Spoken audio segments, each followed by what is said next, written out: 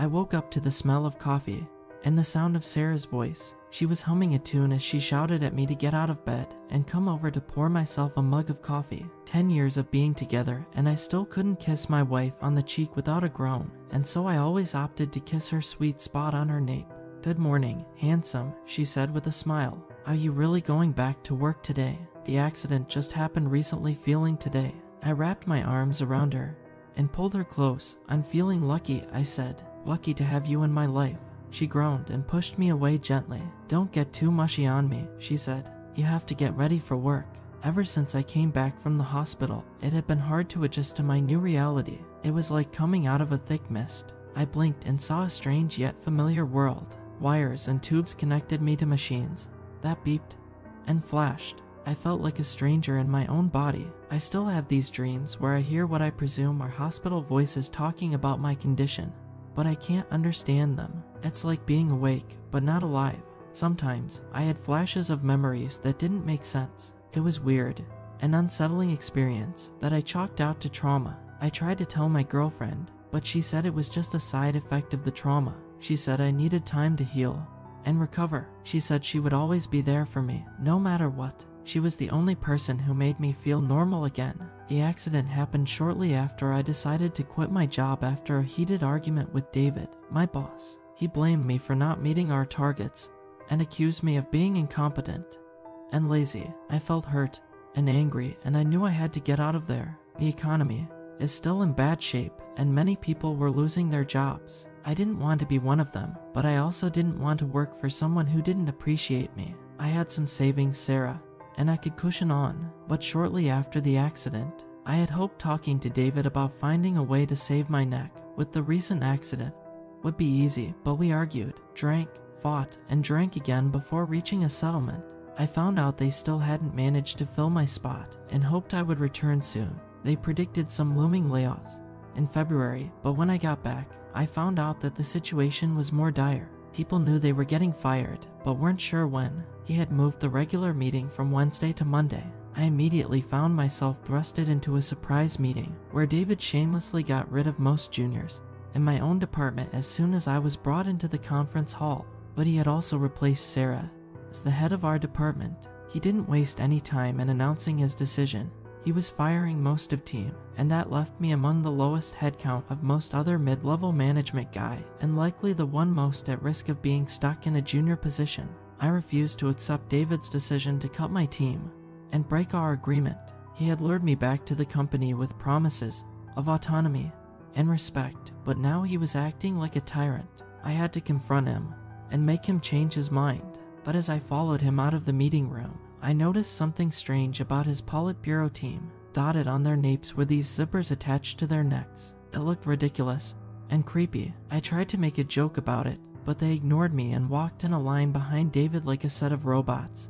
He was colder, more distant, less funny. He seemed to have lost his spark. What was going on? I turned over to some other colleagues whom immediately dispersed. The only person who seemed to care was Morris, and he was just fired and went about his time quickly packing everything on his desk.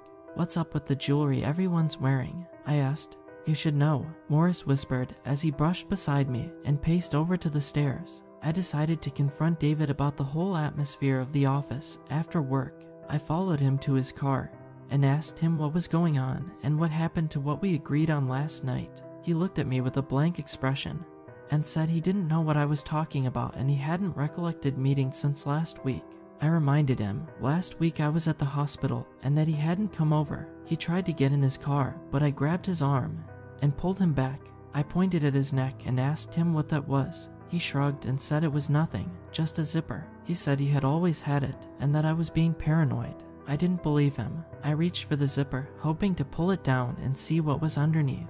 Maybe it was a prank, or a costume, or a medical device. Maybe there was a logical explanation for all this. But as soon as I touched the zipper, he pushed me away with a force that surprised me. He glared at me and told me to leave him alone. "What's going on with you? We're in public." "So, what if we're in public?" I asked. "You've missed some meetings. Come and explain to us what you've been doing," David said as he got in his car and drove away, leaving me stunned and hurt. I didn't give up on him, though. I knew something was wrong. Sarah was worried I was overstressing myself so soon after leaving the hospital. She said I was acting strange, paranoid, obsessed. She felt a hospital visit would helpful to get a refill on subscriptions from the pharmacy and a visit to the physician and get their advice on managing my stress. After grabbing my medication, I arrived at the physician's office and he greeted me with a smile. He was a tall man with glasses and a white coat. He looked friendly, but I was wary. I scanned his neck for any sign of a zipper, but I didn't see anything. Maybe he was one of the good ones. "Hello, I'm Dr. Jones. He must be the one who called me. I'm sorry my receptionist went on short break," he said. "Yes, that's me," I said. "Please, come in. Have a seat on the couch. Tell me what's going on." I followed him into his office and sat down on the bed. He sat across from me with a clipboard and a pen in his hands. "So, you're looking for razorheads. What's wrong with your comm link?" he asked. "What do you mean razorheads?" I asked. "Oh, keeping a low profile. You truly are one of the greatest of our race," the physician said. "What are you talking about?" I asked, trying to keep my voice calm. "I don't remember anything like that. I have a family, a job, a life here on Earth. You must be mistaken." I felt a surge of pity as he looked at me with confusion and sorrow. "Do you know my name?" he asked softly. He tried to hold my hand, but I jerked it away. He let out a small cry, and then he questioned me about where I had been. I wanted to escape from this nightmare, but he dragged me back and forced me to see the zipper on my neck. I felt a wave of terror as I felt the metallic zipper head stuck on my nape, and I immediately broke free from his grip and ran out of the room, heading straight to my home. Sarah would usually come late on Mondays, and so I hoped some painkillers would help me cope with what I had been experiencing throughout the day. I opened my eyes the next morning and saw the empty space next to me. I remembered our fight last night and how we had yelled and slammed doors. I felt a sense of regret and hoped she was okay. I heard her footsteps in the kitchen and smelled the coffee. She came back with 2 mugs and smiled at me. I smiled back, feeling a surge of relief.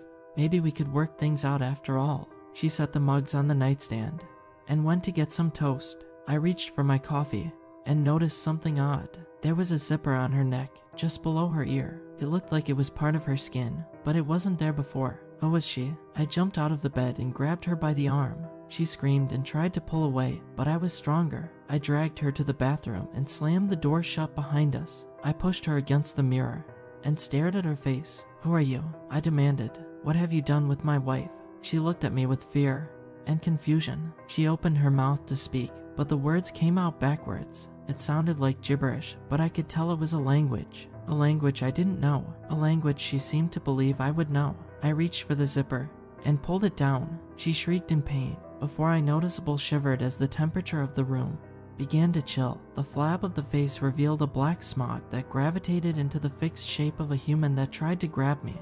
I screamed out as I ran out of the bathroom and shut the door behind as I could hear the scream from the door. I screamed for Sarah around the home, hoping she would be trapped somewhere I could find her. Passing by a mirror, I realized the zipper head was still there.